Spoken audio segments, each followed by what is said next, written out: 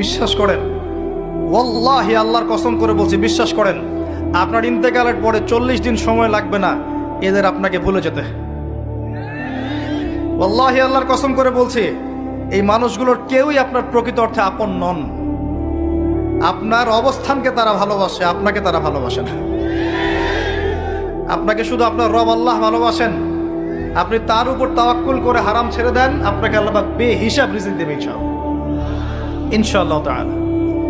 মানুষ মানুষের অবস্থানকে মূল্যায়ন করে, আপনার পরে তার আপনাকে মনে রাখবে না।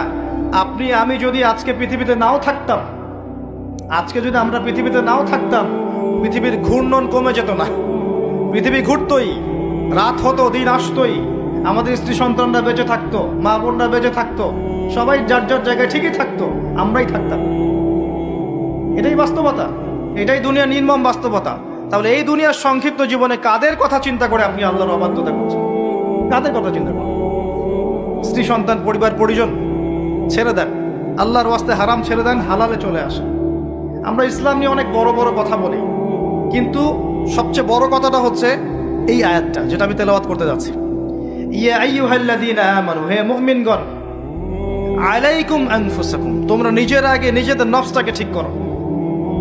নিজেরা ভালো হও, পরের দিকে আঙ্গুল পরে উঠাও।